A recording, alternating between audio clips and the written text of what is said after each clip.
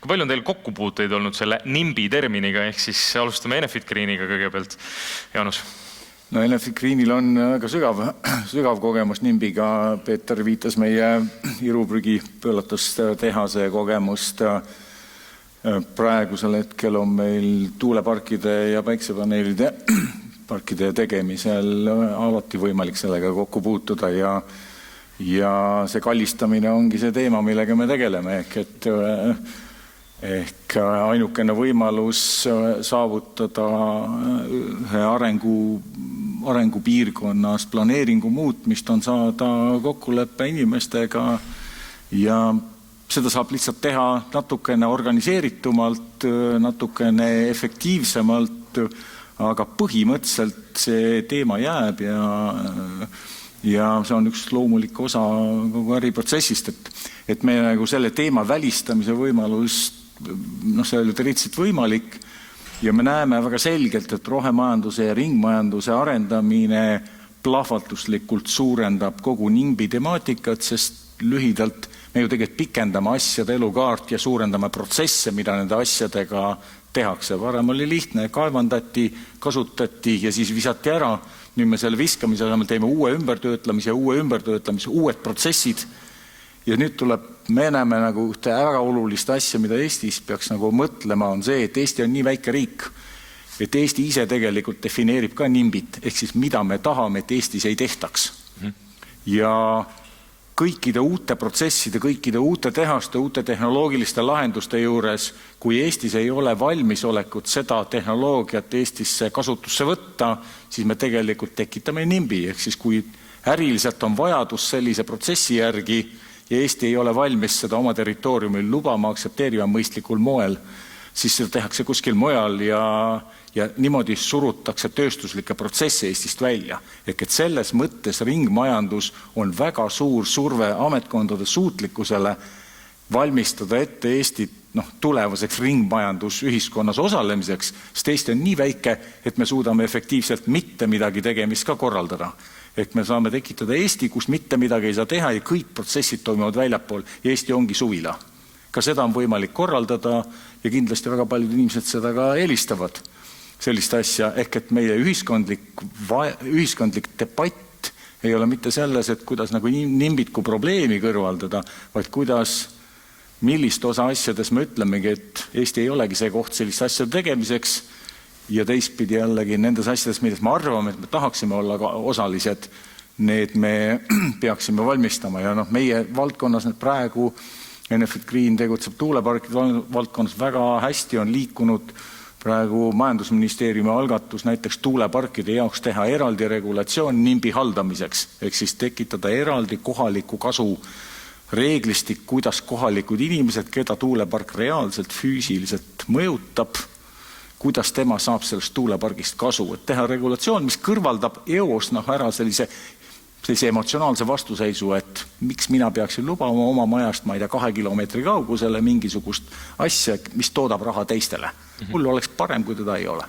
Et minu kogemus on selles, et selline areng tõenäoliselt on positiivne, kui me sellised valdkondlikud mõtleme läbi, mida see konkreetne asi tekitab ja milliste sammudega kõige mõistlikum on see NIMBY ebavajalik osa kõrvale heita, lihtsustada protsessi ja samas jääb ikkagi see, et kui see konkreetne tuulepark tahetakse panna kohta, kus inimestele ei meeldi ka peale selle, kui neile kompensatsioonimehhanism on pandud lauale, siis ongi vales kohas ja tulebki mujale minna.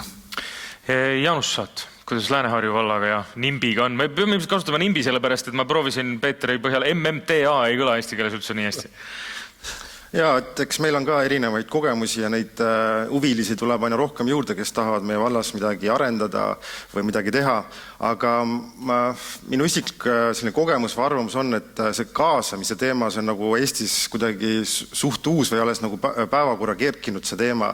et me küll siin hakkame nii-öelda neid kogukondi süüdistama või süüdistama, et te ei tule kaasa, et te ei taha seda, eks ole, aga tegelikult mina viskaks selle palli ikkagi tagasi sellele arendaja või ettevõtja poole või investori poole, et kuidas ta ikkagi on selle sõnumi viinud sellele elanikule, et me oleme üsna tihti, ka meil vallavalitsus käivad siis arendajad, investorid näitavad siis neid PowerPointe, kus on hästi tihedalt täis sellist tehnilist teksti ja keerulisi sõnumeid, eks ole, ja on ka siis käidud volikogu ees ja siis öeldakse, et see loomaaed ei saa seal aru, mida ma räägin, eks. Aga sa pead selle panema sellisse keelde, et siia saaks sellest asjast aru, eks, et ja loomulikult see kasu, et mis asja see inimene siis, see lihtne inimene kasu saab sellest, et tulla selle jutuga, et me toome teile töökohad ja mingi sellist asjad, et ma olen ka meie nendele, kes meiega laua taga on olnud, et see töökohtade jutt, ärge tulge enam selle jutuga, et te teete need töökohad, eks ole, aga te toote selle inimese kuskilt, ma ei tea,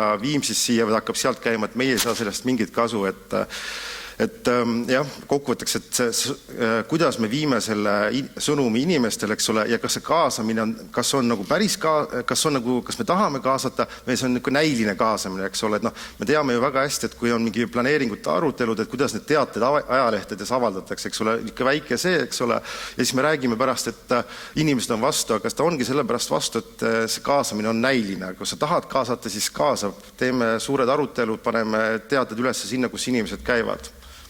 Kalev, tuumaenergia puhul on vist üleüldiselt, teil algabki päev sellega, et NIMBY on kirjutatud suurelt tahvlile ja sellega tuleb igapäevaselt tegeleda, ei ole nii? Ei, sugugi mitte, et mina kasutaks sellist sõna nagu naabrussuhted on ju, ja üldine arusaamine, ja ma olen Jaanusega täiesti nõus sellega, et on Eestis näiteid, kus ma sõnastaks niimoodi, et asju tehtud professionaalselt ja siis on asju tehtud ebaprofessionaalselt. Et ma ei taha kellegile võib-olla silti kleepida, on ju, aga et on asju tehtud niimoodi, et ei ole tegelikult kaasamist tehtud ja siis lähevad asjad vussi. Ja siis on mõned ettevõtjad pahased, et oi, et ei olda nõus. Et minu arust tõesti need ettevõtjad peaksid peeglisse vaatama ja nagu endaga konsulteerima, et kas me oleme asju õigesti teinud. Ja tihtilugu on NIMBY vajalik. NIMBY on hea. NIMBY on see, et Pandivere jäi nagu Nõukogude Liidu poolt üles kaevamata, see oli õige, see oli hea. Ma arvan, et see Tartu Tselluka tehas jäi tegemata Tartu lähedale, see ei oleks tegelikult ka nagu, ütleme, Tampere lähedal lennanud, on ju, või Turu lähedal, nagu nii lähedal. Et mõnikord ongi mõistlik, kui asjale öeldakse ei ja leitakse nagu parem lahendus. See ongi, aga mis on kahtlemata tõsi, on see, mida Jaanus ütles, et meil on kindlasti ühiskonnas kõnekas 2%, 3%, 5%, kes on põhimõtteliselt elektri vastu, autode vastu, majade vastu ja neile ei meeldi kaasaegne ühiskond. Neile ei meeldi need inimesed, kes sellega tegelevad. Neile ei meeldi see ja nad on sellele kõikidele arendustele põhimõtteliselt vastu. Ja siis nad leiavad igasuguseid häid põhjuseid selle jaoks ja alati ei leia põhjuseid. Aga me ei tohi lubada Eesti Vabariigina, meie ühiskonnana, et see ühiskonna vähemus jääb domineerima ühiskondliku debatti selle osas, mida ühiskond vajab. Kahtlemata neil kõigil on sõnaõigus, aga me peame ühiskonnana aru saama, mis on need suunad, eesmärgid ja ülim eesmärk on eesti keele ja kultuuri majandusliku tugevuse iseseisvuse säilimine ajast aega. Ja sellest lähtuvad, ütleme ka rohepöörde element, see, et me oleme keskkonnasäästlikud ja selleks on vaja uute tehnoloogiate rakendamine. Vajalik on isegi tegelikult ka see puidu kasutamine, biomass on ju, isegi energeetikas teatud määral on vajalik biomaterjalid, meil on vaja elada inimestena ja eriti eestlastena. Ja ütelda, et me kõik lähme metsa, see ei toimi ja me ses mõttes ei tohi olla rumalad. Nüüd tulles tuumaenergeetiku juurde, ka sellel on oma roll selleks, et Põhjala rahvas, vaadates Soome, Rootsi, Kanada, USA, mis on põhjapoolkeral, et seda kliimaneutraalsust saavutada iga ilmaga. Ja me peame selle nagu natukene selgeks diskuteerima ja leidma sellised lahendused, et nii kohalik kogukond selgelt võidaks, aga tegelikult ka, nagu kuidas Soomes on sõnastatud, et ühiskond võidab. Benefit to the society, nagu soomlased ütlevad. Sest meie tegelikult selle tuumaenergia mõttes loomulikult tagaaegad on nagu mingis mõttes, emotsionaalses mõttes kahtlemata kogu riik. Kuigi reaalselt mingit tuumajaamadest kiirgust välja ei tule, aga ikka on mure ja selline tunne, et ja kõigil on sõnaõigus, sest me oleme demokraatlik riik ja see on õige. Ja tegelikult on sõnaõigus ka nagu kogu ühiskonnal, ka küsimustes, mis puudutavad teisi küsimusi, see, mida me oleme diskuteerinud, jäätmekäitlus, kuidas me teeme seda, küsimus, sõnaõigus on kahtlemata teiste tööstusarenduste puhul ka, ühiskond kõigis küsimustes räägib kaasa. Nii et need naabrussuhted, mõistmine, teadmiste põhisus, need on kindlasti vajalikud ja sõnaõigus on kõigil, aga primaarne on meie rahvuslikud huvid säilitada kultuuriline ja riiklik iseseisvus ajast aega. No Peeter, kuulates ka seda kõike, mis nüüd on panelistid rääkinud, kellel kõigil on isiklikult kokkupuutud selle nimbiga olnud. Sa tõid ka oma ettekandes välja, et see on 70-ndatest pärit termin. Kas tänaseks, kui me paneme selle tänapäeva konteksti, kus igal ühel on hääl, mis võimendub mitmekordselt, kas nimbi on ka võimendunud, ütleme, tänapäeva ühiskonnas mitmekordselt? No päris kindlasti nagu ütleda muus ühiskondlikus arutelus kõik see sotsiaalmeedia ennekõike, et see on tohutu võimendaja, et seda võib kindlasti öelda. Ja me näeme seda mõnes muus valdkonnas täna väga selgelt, kuidas ka kõiksugust väärinfot tohutult võimendatakse. Et nii see on, aga teisalt see ju on ka võimalus siis seda tinglikult korrektset infot ja põhjendusi samamoodi. Mõnes võib öelda niimoodi, et see võimaldab viia selle arutelu ja mõnel juhul võib-olla ka vaidluse siis lihtsalt sinna sotsiaalmeediasse natuke teisele tasandile. Et kõik ei pea olema alati võib-olla füüsilise koosoleku vormis varasemad ja neid on ka kindlasti vaja korraldada ja olen minagi käinud mõnel sellisel koosolekul väga üle köetud, need viska leili kohe, et see ei ole väga haruldane. Aga ma ei arva ka, et ta nüüd on väga palju selline sotsiaalmeedia põhine, et see oleks nagu seda sisu muutnud väga palju. Et nagu ma ka võib-olla ütlesin, et inimeste mure oma elukeskkonna pärast, et see on absoluutselt arusaadav ja seda ei saa kuidagi alahinnata. Aga teine pool on ka muidugi, mida ma siin jõudnud võib-olla mainida, et meil on nii õiguslikud rääkisid, et meil on ju põhiseaduses toodud põhimõtted õigus puhtale elukeskkonnale, aga meil on ka õigus ettevõtlusele ja teiseks siis seadustega täpsemalt reguleeritud, et meil on keskkonnaseadustiku üldosa, mis räägib seal kõigist häiringutest ja heitmetest, aga ta räägib ka talumiskohustusest. Ehk siis minul kui isikul ei ole põhjust eeldada, et minu ümber kõik eranditult jääb täpselt nii, nagu oli. Et meil on tuntud rahvalaul küll armastatud, et las jääda nii, kui see oli. Ja tundub, et kõik nimbisõbrad seda kogu aeg kõrvaklappides kuulavad või muidu ümisevad, on ju. Aga sellegi poolest, et ei ole võimalik, tõesti, ma olen siin ka nõus Kaleviga, et ei ole võimalik panna nagu elu lukku. Et seal tuleb kogu aeg seda kompromissi otsida.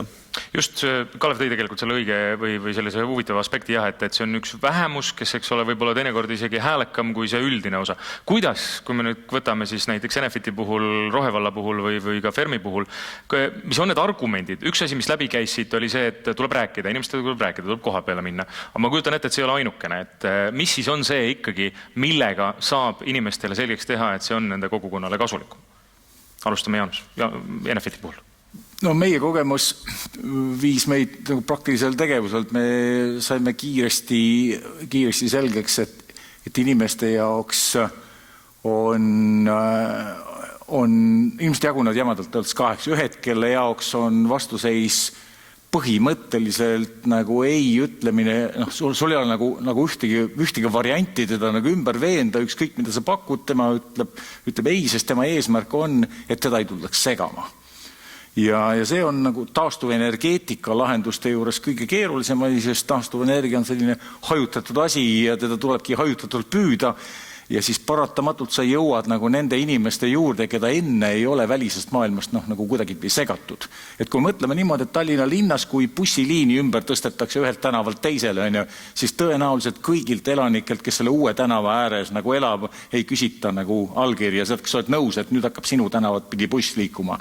Aga kui sa seda sama teed kuskil maapiirkonnas, kus teed pidi, kus mitte kunagi ei ole buss liikunud, hakkab järsku regulaarselt liikuma iga päev 2 või 3 korda buss, siis see inimesel võib olla täiesti selge häiring, mis tema elukorralduse mõttes on nagu mingisugune uus faktor, mille suhtes tal on õigus avaldada arvamust. Põhimõtteliselt see muutuse fakt tuleb arvesse võtta ja meie arusaam on nagu selgelt selles, et need inimesed, kelle elu me kuidagi pidi hakkame muutma, nende inimestega tuleb läbi rääkida ja proovida jõuda sinna kohta, et kas on olemas mingisugune koht, kus on võimalik kompromiss leida, kuidas on võimalik jõuda sinnamaale, et see inimene on isiklikult huvitatud. See on Eesti vaates nagu teistsugune, näiteks teistes riikides on teistmoodi, see tõenäoliselt põhineb sellele, et Eesti riigis ei ole kohalikele omavalitsustele erilist nagu raha maksmist ettevõtete poolt, kes seal kohalikus omavalitsuses tegutsevad. Et kohalik omavalitsus ei saa tegutseda nagu väga suure sellise majandusliku ümberjagamisjõunas. Kohalik omavalitsuse tulubaas tuleneb suuresti inimestest, kes seal elavad. Nendest, mitte sellest äritegevusest ja lisandväärtusest, mida seal selle omavalitsusega seoses tehakse. Soomes on see nimbi teemad näiteks tuuleparkide osas täitsa teistsugune, sest seal on ettevõtte tulumaks, eks ju, on kohaliku omavalitsuse tulubaasis, see on seotud varadega, mis on sinna investeeritud, sa pead maksma sealt alati maksu ja kohalik omavalitsus on see osapool, kes justkui positsioneerub ka siis sinna tuulikute potentsiaalsete ehitajate ja elanike vahele, sest omavalitsus saab öelda inimestel väga lihtsalt vaadake, et võtame nüüd endale ettevõtlust juurde, saame sealt tulu juurde ja siis alandame inimeste poolset tulumaksu, mida muidu inimesed maksavad, sest oma vald tuleb ülal pidada. Ja kõik inimesed saavad aru, sest see on neile majanduslikult kuidagi selgelt loogiliselt tunnetatav. Eestis seda seost ei ole, me peame selle seose teistpidi ise looma. Me pakkusime välja riigile erinevaid versioone, majandusministeerium valis ühe modifitseeritud versiooni praegu nagu eelistatud asjaks, praegu eelnõud menetletakse selleks, et jõuda sinnamaale, kuidas kohalikud inimesed, kes on reaalselt mõjutatud tuuleparkides, saavad nagu õiglast kompensatsiooni ja samamoodi ka omavalitsus ise kui institutsioon saab, et mitte omavalitsust välja jätta, vaid omavalitsus pluss siis inimesed oleksid õiglaselt motiveeritud selle uut ettevõtlusvormi seal koha peal taluma.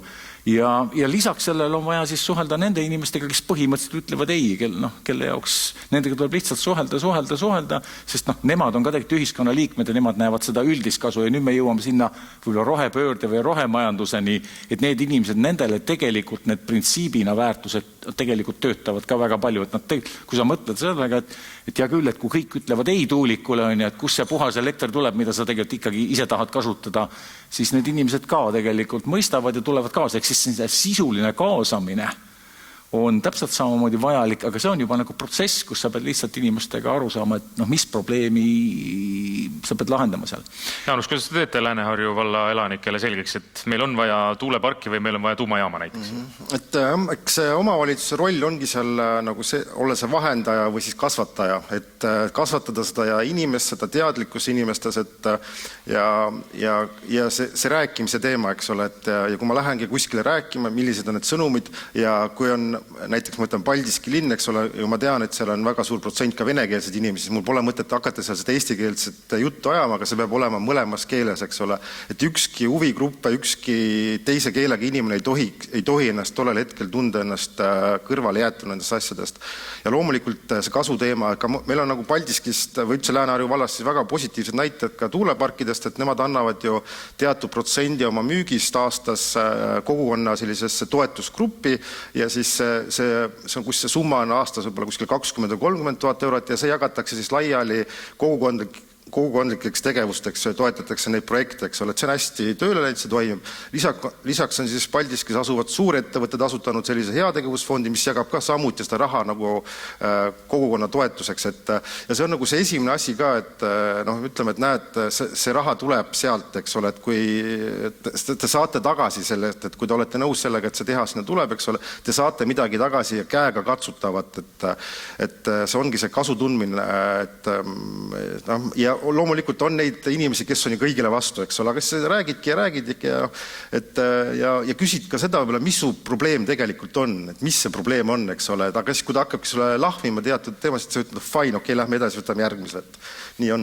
Kalev, kuidas on Fermiga samamoodi, et kui öeldakse ei, siis fine, võtame järgmise? On kindlalt, ma tean, meid huvitab pigem Tallinnast idapoolne piirkond on ju ja Lahemaast idapoolne piirkond ja seal neid kogukondi juba ka nagu eesnimede pidi inimesi kenasti tunneme, oleme seal 10 kordi käinud ja käime veel nii virtuaalselt kui ka nagu füüsiliselt on ju, siin koroona ajal oli natuke raskem, et kahtlemata on isikuid, kes seal kas siis kohalikus omavalitsuses on loomulikult omad konfliktid, eks ole, kes siis kannavad neid kohalikke konflikte üle mingile konkreetsele teemale, eks ole, et seal vallavanemat nagu kõigutada või talle elu raskeks teha, et see ütleme, poliitiline konkurents on ka objektiivne nähtus ühiskonnas, et seda me näeme ka nagu, ütleme siin Tallinna või siis riiklikul tasemel, et kahtlemata nagu kriitika võimul olijate suhtes sellest mööda ei pääse demokraatlikus ühiskonnas ja see on palju parem kui see korraldus, mis on teisel pool jõge, Narva jõge, ma mõtlen. Et kui siis nagu vangi pannakse või siis mingid aluspüksid ära mürgitatakse, et sellest on see parem nagu demokraatia on. Aga kindlasti kohalik kasu peab olema. Soomes on konkreetselt tuumajaamas Olkiluotos maksab maamaksu 4,6 miljonit eurot. Et see on, omavalitsuse tulu mõttes ta ei moodusta nagu nii suurt osa, kui siin nagu vallal, kus on 8 miljonit tulu eelarve, et mõned on ju, aga et seal on nagu käive on, moodustab 10% nagu tuludest, et ka 10% on abiks ikka, aga meil tõesti seda ei ole, et kindlasti see tuleb tekitada. Aga nüüd, mis puudutab meie spetsiifikat, siis me saime ka nagu aru, et kui tuulikuid on võimalik nagu aastaga püsti panna, siis meie puhul ehitusprotsess lihtsalt on objektiivselt on 3 aastat. Ja et kui sa nagu peale seda ehitusprotsessi lubad tulu, siis juba 3 aastat inimese jaoks on nagu pikk aeg. Nii et me saime aru, et tegelikult me peame ka upfront ehk et juba alguses ehitusprotsessi ajal, olete kuulnud, et avalike ehituste puhul on siis 1% ehituse eelarvest minema nagu kunsti toetamiseks ja tänu sellele on väga suurepärased kunsti, mis need on, taieseid, jah, erinevates hoonetes, ja need on väga tore ja see on õige asi. Aga me mõtlesime, et 1% võib-olla on vähe, aga 2%. Nii et kui sa teed miljardi asja, siis 2% juba natukene on. Ja kui sa teed 2 miljardit, siis on juba nagu rohkem. Et nagu 2% 2 miljardist, et see on juba nagu täitsa nagu summa, millega nagu üht-teist saab teha. Juba uut ujulat seal võib-olla kohas vaja ei ole, aga uut lasteaeda, mis selleks ajaks juba, ütleme, ja me räägime ajast, kui me ehitusse jõume 2030, et selleks ajaks võib-olla on amortiseerunud, saab kenasti küll ja üht-teist veel, et see on see nagu eelarve, mida me oleme teostamas Cumulusega sotsiaalmajanduslike mõjude analüüsi, võrdlevat analüüsi mõlemas potentsiaalses asukohas ja see on nagu meie üks lähtekoht, et juba upfront nagu alguses oleks teatud eelarve, mis arendustegevusse, kohaliku arendustegevusse läheks. Ja kahtlemata nagu ta peab see talumis ehk et tootmisaegne olema ka, sest meie tuulikute puhul räägime elueast 25 pluss aastat võib-olla, aga me räägime 60 pluss aastast. Et nagu see on päris pikk tootmisperiood, mille jooksul ikkagi ka peaks omavalitsusele nagu tulu laekuma, millest hüve oleks omavalitsusele. Mul väga hea meel selles eelarves, et kes on omavalitsuse esindajad, need teavad, et kui sul tuleb tulu eelarvesse, siis riik vaata ühe käega võtab ja ühe käega annab ja teisega võtab. Et et väga nutikalt on selles eelnõus, ma Sules Liivikuga rääkisin, on lahendatud nii, et on nagu mingi keskkonnatasu, et seda ei arvestata selles nagu toetusfondi või siis tasandusfondi nagu arvestuses ei arvestata, nii et ta on ikkagi netotulu nagu omavalitsusele. Et ta ei ole nii, et nagu riik teise käega võtab, et see on nagu hea. Aga siis peab vaatama nagu ka nagu muid aspekte, et kuidas tõepoolest sellest uuest rajatisest, kuidas sellest kohalikule kogukonnale tolku maksimaalselt on ja hüve on. Ja seda tuleb põhjalikult analüüsida, korduvalt läbi rääkida ja paraku need protsessid võtavad aega, aga õnneks meil aega on ka, nii et meil nagu kuidas öelda, tuli takus ei ole, mingis mõttes samas on ka, et kui me tahame nagu 30. aastaks nagu ehitusse jõuda, või tähendab, et enne seda veel loamenetlusse, siis sellele eelnevad omakorda terve rida nagu otsustusprotsesse. Et mulle väga meeldib tegelikult, et me oleme demokraatlik ühiskond ja mis on ka õige, on see, et vaadake, et kui Jeesus alustas nagu peale sündimist nagu usu, kui ta oli 11-aastane ja edasi, et siis ega kohe nagu inimesed kristlaseks ei hakanud, mõned, ma natukene olen, aga et siis nagu võttis aega, et usku levitada ja jüngrid ka nagu, saadeti lõvid ette ja mõnel raiuti pea maha, et seda, et sa nagu usud millegisse, seda tulebki tõestada, et sa ei saa ütelda niimoodi, et ma teen ühe vestluse ära, nüüd kõik ütlevad, pro, lähme, et tuleb, kuidas see piibellik sõna on, läbi katsuda. Ma tuleks teile meie teema viimase sõna teise poolde ja see tegelikult haakub natukene, Kalev, ka sinu selle viimase välja öelduga, see on see tehnoloogiate pool. Peeter, sinu ettekandes ka sa tõid välja selle, või soovituse, et tehke rohkem kui vaja on. Kas meil tehnoloogiad võimaldavad täna, kui me räägime rohetehnoloogiatest, teha rohkem kui vaja on? Tehnoloogia, see on hästi sageli tuuaks esile, et sellepärast ei saa, et ei ole tehnoloogiaid. Siin varasemalt oli siin Kalev Kallemetsa üks küsimus oli näiteks elektrituulikute kohta. Ma olen seda hiljuti sattus lihtsalt ette üks uudis, et tõepoolest, et elektrituulikute labasid mõnedes riikides on ladestatud prügilatel ja põhjendus on, et ei ole ringustatud tehnoloogiat. Teistes riikides juba vist 11 riiki on juba selle ära keelanud siseriiklikud ja praegu Euroopa tasemel Euroopa Komisjon arutab, et tulekski üldiselt ära keelata viitega sellele, et tehnoloogiad on. Ja siin on nüüd tõesti see muna ja kana küsimus üsna sageli, et niikaua kui mingit jäätmeliiki kitsamalt on vähe, siis ei ole ka tehnoloogiaid. Kui hakkab seda rohkem tulema, siis tekivad ka tehnoloogiad. Ja sageli on seal muidugi see sama, et tehnoloogia kui selline on, aga ta lihtsalt on kuidagi nagu kallis ja ta muutub vastuvõetavaks siis, kui tekib tõeline teatud selline mass taha. Üks hea näide siin laiemalt on ju siis alles justkui nagu tulev, see on siis liitiumioon-akud, eks ole, autodel. Üsna mõnda aega tagasi oli väide, et tore, aga et kui need jäätmeteks muutuvad, meil ei ole nendega midagi teha. Täna enam nii väita ei saa. Tegelikult on olemas päris suured tehased juba reaalselt, kus seda kõik ringusse võetakse. Ja sellepärast seda tulebki võtta nagu sellise teatud normaalse protsessina ja mõnel juhul tõesti võib isegi olla lahendus see, nii kummaline kui see ehk ei kõla, kui mingid tõsi küll siis ilmselt väiksemas kogus jäätmed lihtsalt vahel ladustatakse selle teadmisega, et mõne aja pärast see tehnoloogia tekib või tekib ta lihtsalt vajalikus sellises mõõtkavas, et mis suudab siis need asju ringusse võtta. Aga muus osas või kuidas veel öelda siis, et see tehnoloogiate teema, kui natukene ringi käia, kui me räägime nüüd sellisest tavalisest maailmast ja tavajäätmete jäätmevoogudest, kõiksugu messe Euroopas korraldatakse ja alati kõigil võimalus käia ja näha, et ma ütleks, et pole olemas sellist tavatähenduses jäätmeprobleemi, millele ei pakuta lahendusi. Küsimus on, et kas me oleme näiteks valmis.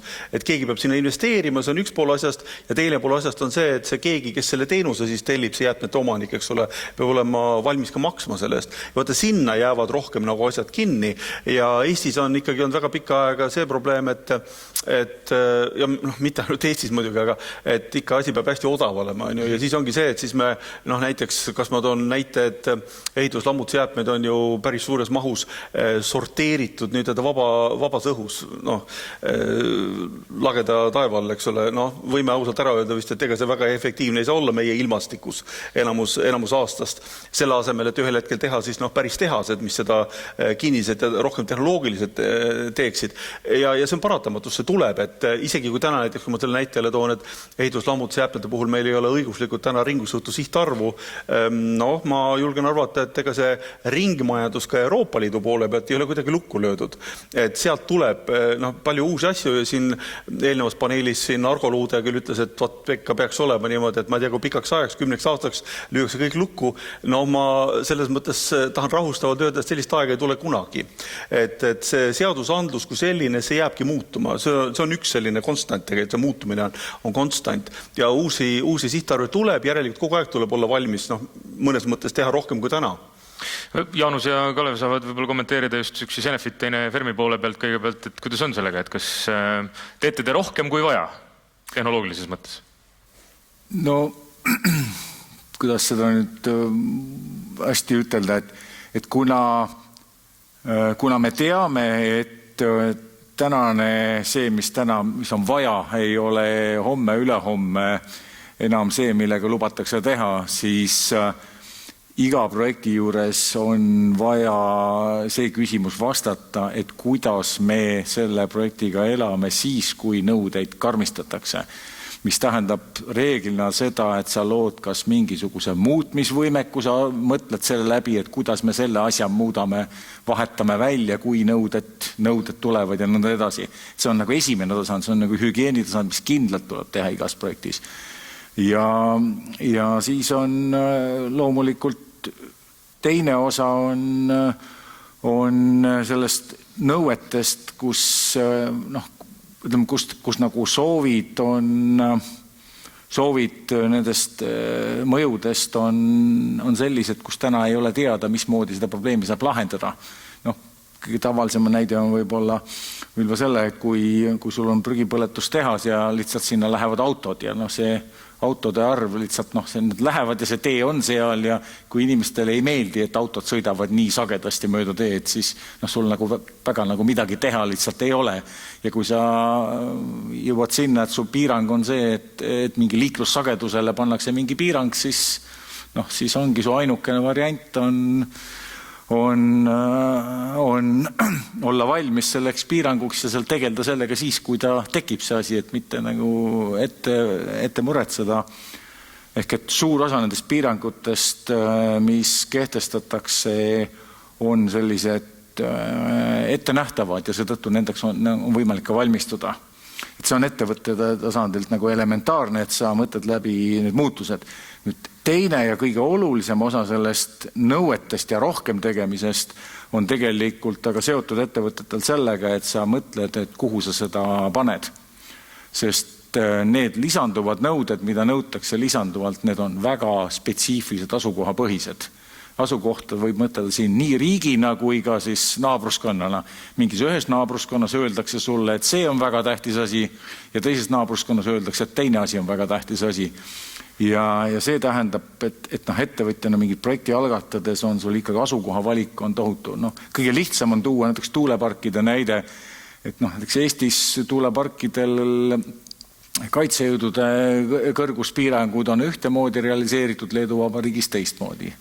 Et Leedu kaitsejõud vaatavad asjale natuke teistmoodi ja Leedus sai teha, praegu me oleme ehitamas mitut uut parki Leetu, selle tõttu, et seal saab praegu teha, hoolimata sellest, et ka seal on kaitsejõud, ka seal on radarid, ka seal on probleemid, aga seal saab neid asju teha ja sa otsidki kohta, kus teha, sa ei lähe vägisi tegema ainult ühes kohas. Sa pead endale vaatama piisavalt palju valikuid ja siis sa saad ka nendest piirangutest mööda, aga sellest asjast, et sa pead olema ettevõtjana valmis muutumateks oludeks, sellest sa üle ei saa ja sellega tuleb lihtsalt elada. Aga ma tahaks ikka öelda, et selle juures kõige tähtsam, mida Eesti kontekstis me peaksime rohkem tähelepanu pöörama, on see küsimus, millistele uutele ringmajandusprotsessidele me Eestis loome õiguslikku ruumi. Et siis selline ettevaatav, sest tänasel hetkel me ikkagi reaalselt läheme looma tohutult palju uusi protsesse, mis enne lõppesid ära prügimäel. Nüüd me muudame nad uuteks töötlusprotsessideks ja need on keerulisemad protsessid kui lihtsalt ühe puhta materjali töötlemine. Ja mida aeglasem on Eesti nende uute protsesside jaoks riiklikul tasandil sobiva regulatsiooni ettevalmistamisel, seda suurem tõenäosus on see, et Eesti saab olema lihtsalt üks koht, kus põld, kus kasvatatakse, aga kus ei töödelda seda kasvatatud. Ehk me teeme ära kõige vähem lisandväärtust loova tegevuse ja suurem lisandväärtuse loomine läheb väljapoole Eestit. Ja see on kõige suurema mõjuga pikaajaliselt selle ringmajanduse ja not in my backyard küsimus, et me riiklikul tasandil ei tekitaks riikliku not in my backyardi, me ei loo mingist protsessi jaoks Eestis tegutsemise võimalust. Meil on küll 10 minutit ainult jäänud, aga Kalev ikkagi tuumaenergia poole pealt ka küsiks ära, et teete te rohkem kui vaja?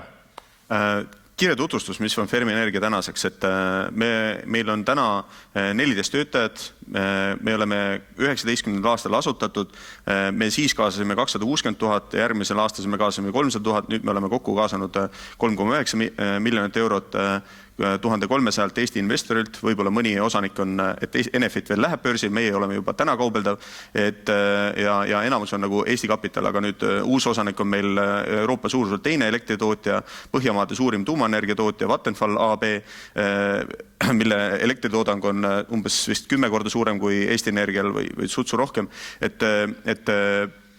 ja me oleme teinud kulutanud ainult raha uuringutele. Ja praegu meil on töös 12 uuringut eelarvega üle 300 000 euro ja 2 uuringut käsitlevadki jäätmekäitlust. Et kesk- ja madalastme jäätmeid ja siis kõrgaktiivseid jäätmeid ehk et kasutatud tuumkütust ja kui me eelmine aasta analüüsisime süva lõppladestamist 1500 meetri sügavusel ja kirjelduses, millega tegemist on, et selleks, et toota 2,5 teravatt-tundi elektrienergiat, mille jaoks on vaja ära põletada umbes 2,5 miljonit tonni põlekivi või umbes sama maht ka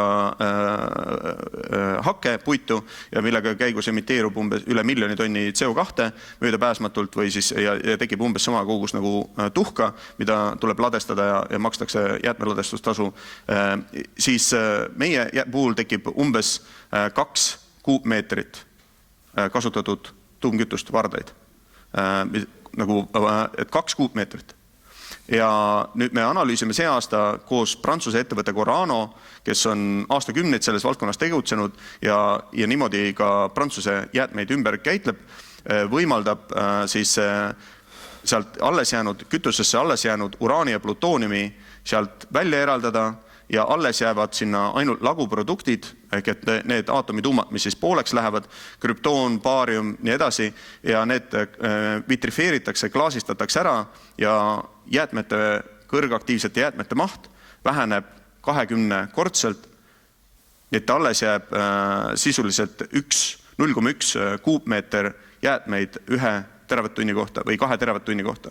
Et on 1 kanistri saad sellise, või mitte kanister, vaid seda nimetatakse universaalne kanister, jah, et mis on päritoluriiki tuleb tagasi, mis tuleb teostada lõppladestamist. See protsess on selgelt kallim kui otse kasutatud kütuse lõppladestamine, mida teevad Soome ja Rootsi, aga ta oluliselt võimaldab mahtu vähendada ja jäätme potentsiaalset korrodiivsust ja siis ka lagugaaside väljapääsu praktiliselt välistada. Mitte praktiliselt, vaid teoreetiliselt, füüsiliselt, reaalselt. Et see on see, mida me praegu väga põhjalikult analüüsime, et kuidas seda siduda siis selle süva lõppladestamisega ka. Sest midagi pole parata, et meie elutegevuses ikkagi teatud jäätmed tekivad, mida ka täiel määral ringmajandusse kasutada ei ole võimalik. Et need asjad me peame endal päris põhjalikult selgeks tegema, nii et me tõepoolest oma arvates vähemalt Euroopa parimate partneritega ja ka USA parimate partneritega püüame tuvastada, mis on see reaalselt best available technology, et raudteeliikluses ka mõned inimesed ütlevad, et mis me seda Rail Balticut teeme kohe hüperluubi ja mis me siin seda laevandusi loksutame, et teeme kohe hüperluubi ja paneb kohe 1000 kilomeetrit tunnis Stockholmi tunneliga, aga mõned asjad päris reaalselt ikkagi ei ole. Et samas on tehnoloogia liigub ka selles tuumaenergeetika valdkonnas oluliselt edasi ja me püüame realistlikult neid parimaid tehnoloogiaid uurida, aga see on kõik töömahukas, mõnevõrra kallis ja võtab aega, aga selles mõttes me tahame tõesti tõestada, et me teeme best available technology selles valdkonnas. Nagu Peeter ütles, tuleb olla aus. Aga Jaanus, ma küsin veel omavalitsuse tasandi pealt ka ära, et kas omavalitsus nõuab näiteks Enefitilt või Fermilt, kui tulevad ukse peale koputama, rohkem kui tegelikult vaja? Jaa, eks me ikka nõuame, et mind on nimetatud ka väljapressijaks või korruptandiks.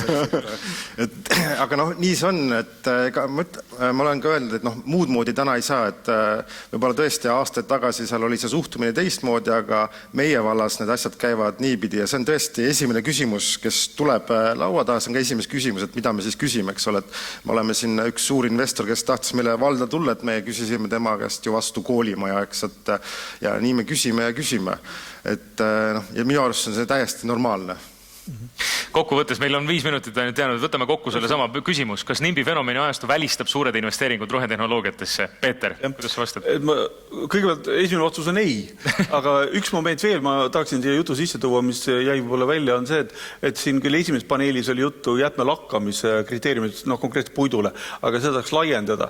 Et ma ei oska öelda, kui otseselt, kui me räägime jäätmekäitlussektorist ja ringlussevõtust, et kui palju on seotud mingit vastuseisu kuskil kohal sõnaga jäätmekäitlus.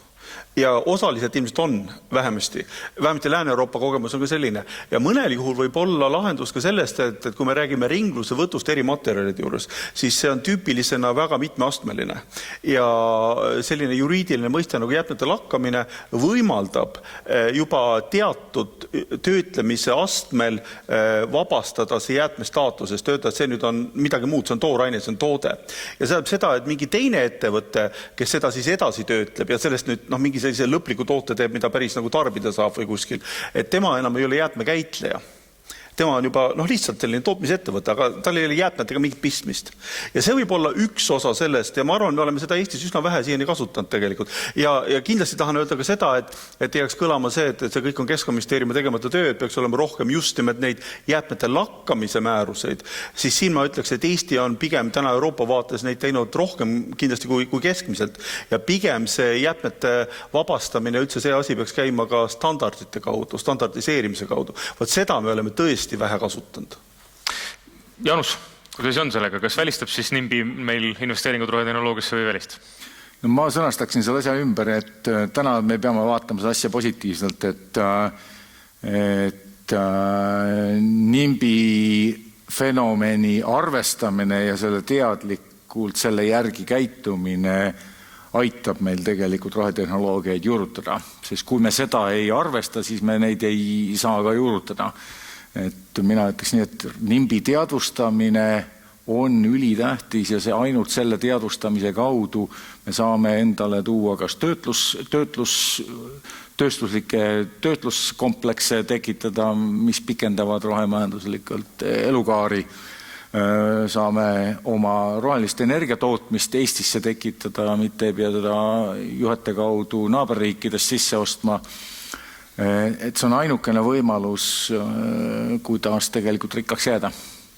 Jaanus, Lääne-Harju valla. Ma arvan, et kui oleks seda küsimust mu käest küsitud mõned aastad tagasi, ma oleks välistanud, aga täna ma seda ei välista, et see, et miks me teatud olukordades seda välistame, on tegelikult see, et puudub usaldus ametnike, poliitikute ja investorite suhtes, ettevõtjate suhtes, aga täna see olukord on nagu minust läheb aina üha enam paremaks. Ja kui ma vaatan seda, mis täna toimub näiteks kohalikul tasandil, enam kohalike omavalitsusi, mida poliitikud lubavad, eks, et mida nad teevad, et kui ühe suure erakonna läheb see väike või suur erakond on riigipoliitikas ja tema see osakond on seal meie vallas ja tema läheb täiesti vastuollu sellega, mida lubatakse riigis, eks, et kaks head näidet siit kahe suure olulise mõjuga projekti vastu meie vallas, et siis mõtlengi, et see poliitikud tahest tahtmata rikuvad kogu selle asja vahepeal ära, et ja sealt see hakkabki vetsa minema. Ja Kalev, sama küsimus. Ütleksin ei, et kas NIMBY nagu välistab projektide realiseerimist, et ma isegi täiendaks Jaanust, et probleem tõesti minu arust ei ole NIMBY, aga see, mis oli ka nagu esimeses paneelis, et mulle väga meeldis Kristi optimistlikult, et tuleb teha koostööd, olles ise olnud riigiametnik, 3 eri ministeeriumis justiitsraha ja MKM, olles Riigikogu liige, lühikest aega Kaja Kallase asendusliige, olles kõikides nendes ja täna nagu ettevõtja, olles nendes kõigis rollides olnud, mida vajaka jääb, ja mille taha, kuhu kännu taha meil asjad jäävad paraku, on just täpselt see kolmnurk, ettevõtja või isegi nelinurk on ju, ettevõtja, kohalik omavalitsus, riik / ametnikud ja poliitikud. Sest need poliitikute ametnike suhted on ka nagu, ma ei tea, kass-koer on pahasti öeldud, aga on mingid erinevad koeraliigid igaste. No mingi ei ole, et head koostööd tegelikult paraku ei ole. Et seda, meil on tegelikku koostööd vaja, aga kuidagi see alati hästi välja ei tule. Mõndades valdkondades tuleb hästi välja, mõndades valdkondades kohati tuleb ikka väga halvasti välja ja kurb oli seda esimeses paneelis kuulda, on ju, et ei suhelda nagu ametnike poolt piisavalt kohaliku omavalitsuste, kurb oli kuulda, et ettevõtjatega piisavalt ei suhelda, kurb oli kuulda, et Riigikogu liige ka hästi ei olnud kursis, et tegelikult see koostöö peaks olema sisuline ja pidev. No loodetavasti vähemalt siis NIMBi koha pealt koostööd tuleb, vähemalt kohalike elanikega, et me sellest NIMBist siis ka üle saaksime. Aitäh paneelis osalemast, ringmajandusekspert Peeter Eek, Enefit Green aktsiaselts regulaatorsuhete juht Jaanus Arukaevu, Lääne-Harju vallavanem Jaanus Saat ja Fermi Energiaosaühingu tegevjuht Kalev Kallemets. Väiksed meened teile! Aitäh.